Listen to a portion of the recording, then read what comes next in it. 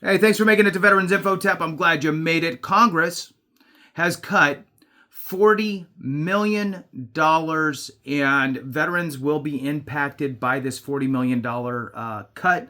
I want to jump into this, and the funny thing is that veterans will be impacted, but it's actually a DOD cut, and it was a little hard to find this, but I did, and so I wanted to share it with you here today. Before I do, though, I want to throw on a special thank you to James. James, I'm going to butcher your last name, and I apologize. I think it's Rizgo or Rizgo. James, thank you so much for the super comment, super chat. I really, really do appreciate your support very much. And sorry for the, more than 4 words or 4 letters. I get a little stumbled sometimes. So I appreciate you very much. Let's jump back into this. So Congress has cut $40 million. I found this on Wisconsin Public Radio, and it's WPR.org, and wanted to go through it here today. This came out April 11th, 2025, and let's jump into it. The headline is Congress cuts $40 million for spinal injury research for veterans, threatening Wisconsin research. All right, so it says here, there's kind of a subheadline. A program funded by the U.S. Department of Defense was one of 23 not renewed this year. Hit the thumbs up for me, subscribe, share with a friend, all that good stuff. I really appreciate it. The 2 asks are really, look, let the video run and hit the thumbs up. That puts this into the hands of others. Now, I will tell you, and I'm not for certain, but I would guess that the paralyzed veterans of America are extremely angry with this cut. And we all should be as veterans, right? So I can only do so much. I'm bringing it to the awareness. If you feel that this was a horrible move by the time we get done with this, or is there some sort of a remove this and replace this with something else for some of our most seriously injured veterans out there? Look, all we could do is make our voices heard, right? Quiet mouths don't get fed. So reach out to your congressional members and say, hey, I think this was stupid. All right, moving on. All right. Advocates for patients with spinal cord injuries are raising the alarm over $40 million over a $40 million research program they said was quietly cut from the Department of Defense office that funds medical research. The office recently announced it would fund 12 programs with $650 million in the new fiscal year.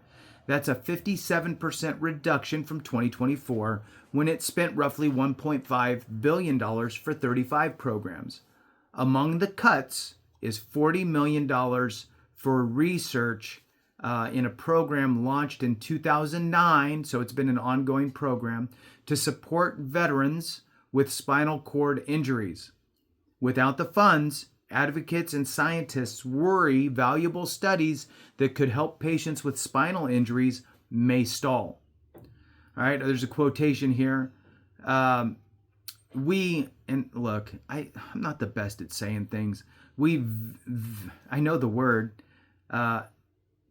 vehemently, close enough, believe, they really, really believe wholeheartedly that spinal cord injury is terribly underfunded, said Matthew Roderick, executive director of the Minneapolis nonprofit Unite to Fight Paralysis, especially relative to the cost associated with paralysis.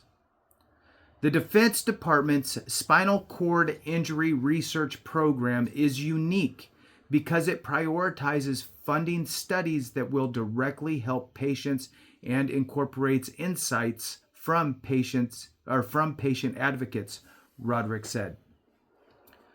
From the community perspective, that's what we want science to do: deliver novel therapies or changes to treatment that would be meaningful, said Roderick, whose son has quadriplegic spinal cord injury.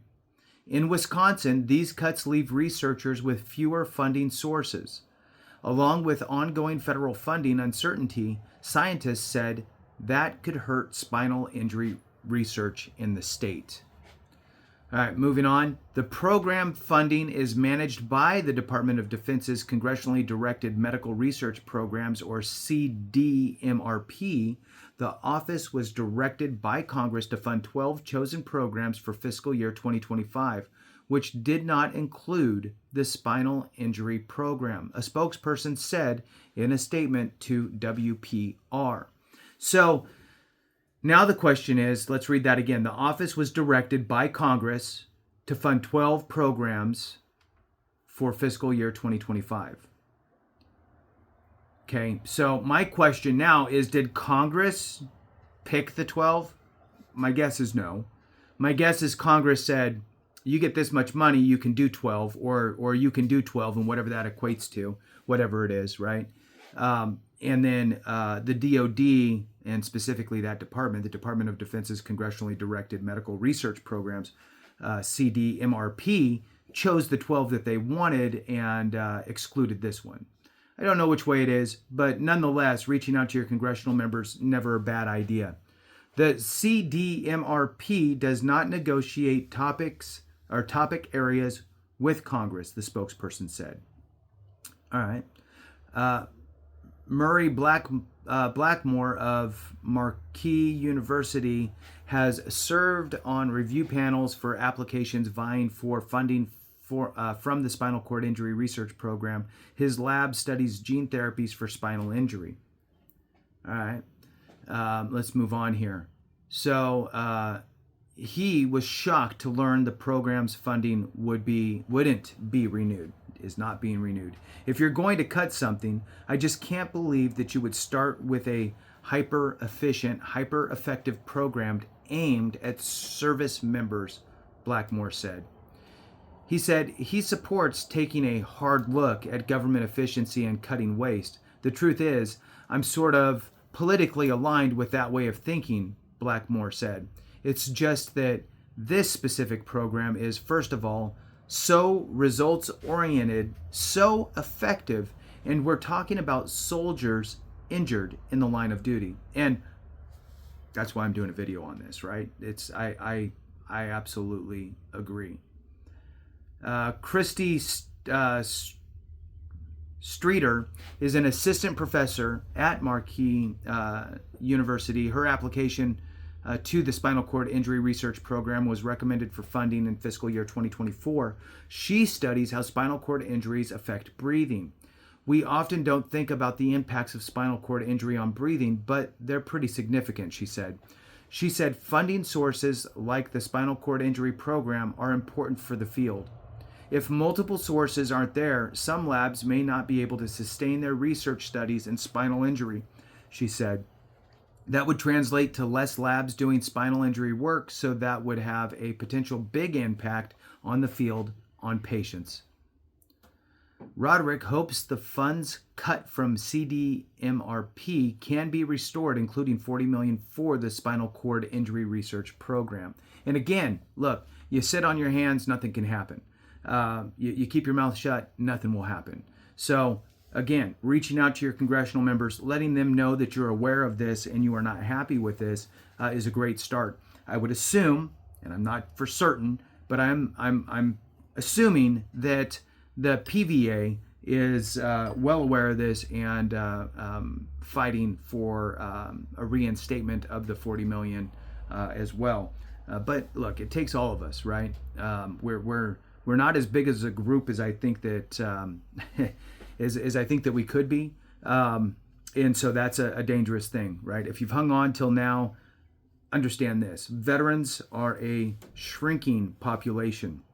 That's a scary thing when you need certain things to happen from the government perspective, because with population comes votes. So our population is shrinking.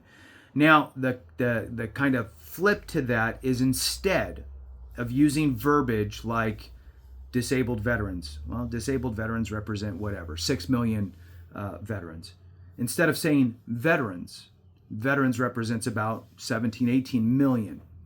When we include everyone, right, what I call the veteran sphere, you're talking about veterans, spouses, dependents, surviving spouses. Now we're talking about a big number, probably over 40 million or so. You throw caretakers in there as well, which are oftentimes family members, but in any case, that's a good number. And so when you're trying to shed the light to an elected official, using that type of language and those types of numbers seems to resonate a little more, if you will. With that, we'll go ahead and end it there. Thanks for watching. I truly appreciate every single one of you very much. I hope you have a great day. And remember, if we don't take care of each other, something went wrong.